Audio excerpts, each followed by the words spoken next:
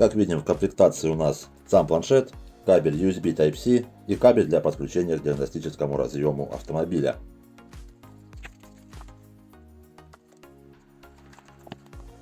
Небольшая инструкция на английском языке.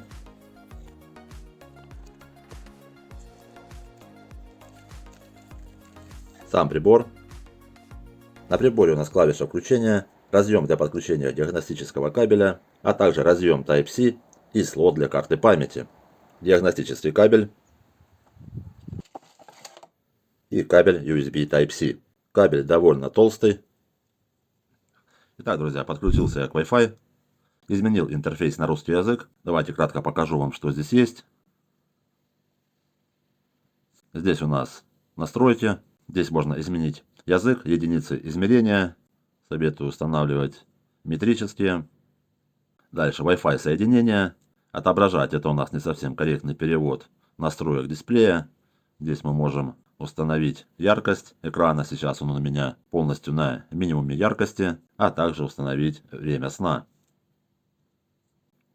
Далее у нас хранилище, то есть память. Файловый менеджер. Всего здесь 32 гигабайта памяти. Можно установить дату и время, а также посмотреть информацию о приборе. Здесь у нас сохраненные отчеты, а также можно изменить настройки профиля. Здесь у нас обновление, то есть здесь вы можете загрузить специальные функции и программное обеспечение для конкретного автомобиля. Можете посмотреть, какие здесь есть автомобили, их здесь довольно много.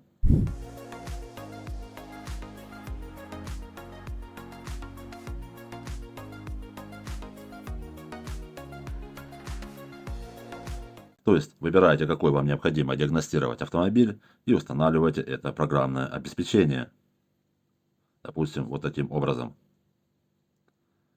Устанавливается довольно быстро. Здесь у нас специальные функции. Здесь на данный момент 19 специальных функций. Например, сброс масла, адаптация дросселя, калибровка датчика руля и тому подобное. Всего 19 функций. Это у нас диагностика по УБД-2.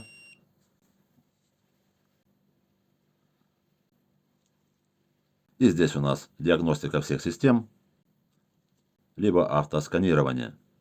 То есть вы можете выбрать автосканирование, либо ввести ВИН-код автомобиля вручную.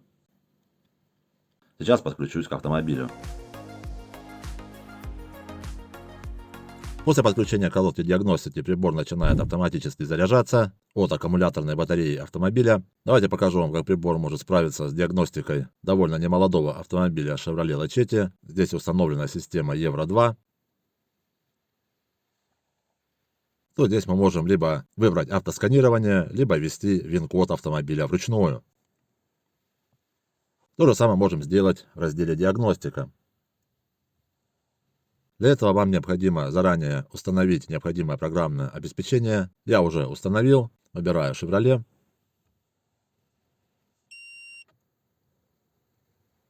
Прибор издает звуковой сигнал. Здесь можно выбрать либо автоматическое обнаружение блоков, которые установлены в автомобиле, либо выполнить ручной выбор.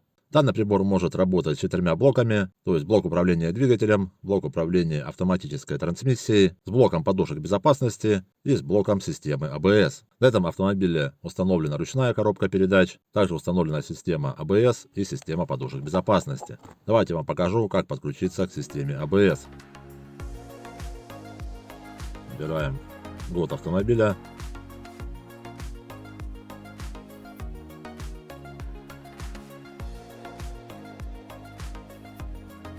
Выбираем Optra. Данный автомобиль Chevrolet Lachetti, но в разных странах он идет под названием Optra.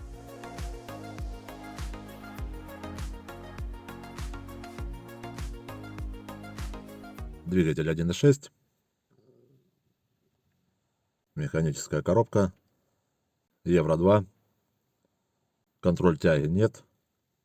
Переменного усилия тоже нет на данном автомобиле.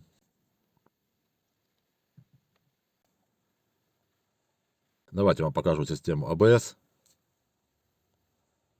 Здесь мы можем посмотреть информацию о блоке управления. Также можем посмотреть коды неисправностей. Видим, ошибок в блоке управления нет. Также можем очистить ошибки.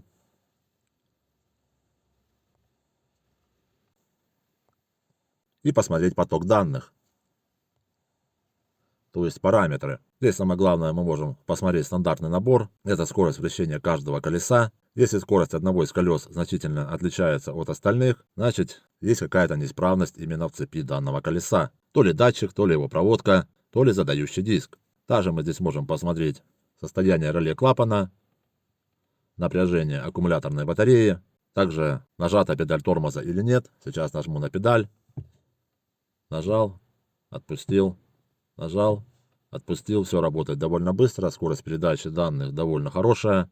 Именно поэтому мне нравятся более такие приборы, чем которые работают по Bluetooth либо Wi-Fi, потому что данные приборы по кабелю работают в большинстве случаев немного быстрее.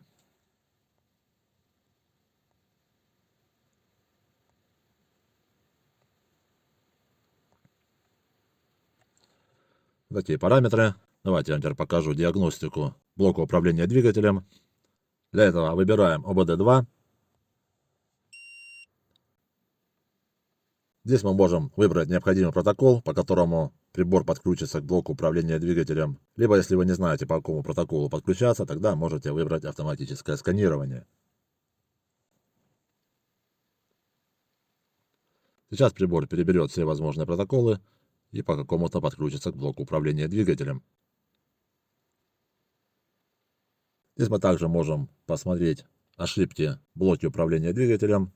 Выбираем чтение кода неисправностей. Код неисправности не найден, ошибок нет. Также мы можем очистить коды, посмотреть поток данных, чтение стоп-кадра, чтение информации о блоке управления и провести различные тесты. Данный набор различается в каждом блоке управления двигателем. Чем новее автомобиль, чем более современнее блок управления двигателем, тем больше параметров он сможет вам продемонстрировать. То же самое касается и потока данных. Выбираем живые данные, то есть поток данных в реальном времени, и здесь мы сможем посмотреть параметры системы управления двигателем. Еще раз повторю, у каждого блока управления свой набор параметров, который может показать прибор.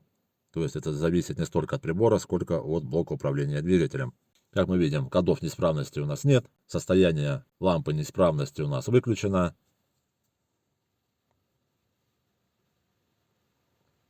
Температура минус 11 градусов, так у нас сейчас и есть. То есть прибор показывает все верно. Абсолютное давление в опускном коллекторе 99 килопаскаль. То есть оно сейчас равняется атмосферному давлению, потому что двигатель у нас не запущен. И у нас сейчас примерно такое же давление. Угол опережения зажигания 4,5 градусов. Для этого блока это нормально. Как видим, температура воздуха у нас также минус 11 градусов. Значит, можно сделать предварительный вывод, что датчик температуры охлаждающей жидкости и датчик температуры воздуха у нас исправны, потому что они показывают одинаковую температуру. Положение дроссельной заслонки у нас 10,6%. Для этого автомобиля это также нормально, потому что здесь установлен гибридный дроссельный узел, и холостой ход здесь регулируется при помощи дроссельной заслонки. И чем ниже температура, тем на больший процент открыта дроссельная заслонка. Давайте я нажму сейчас на педаль газа. Вот я нажал на педаль газа. Это максимальное значение на данном автомобиле близко 70% полностью выжатой педали газа. Можем посмотреть это в виде графика.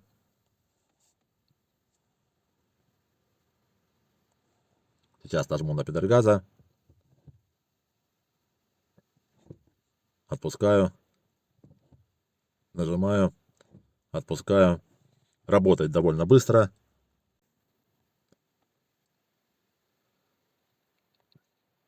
Напряжение датчика кислорода 0,425 вольта. Это также абсолютно нормальное значение на остановленном двигателе. То есть данный блок управления нам может выдать 20 параметров. То есть данный прибор на данном блоке управления может показать нам 20 параметров. Думал, что вам интересного показать. Сейчас покажу запуск мотора с неисправным клапаном. Давайте запущу двигатель и посмотрим на обороты коленчатого вала, то есть на обороты двигателя.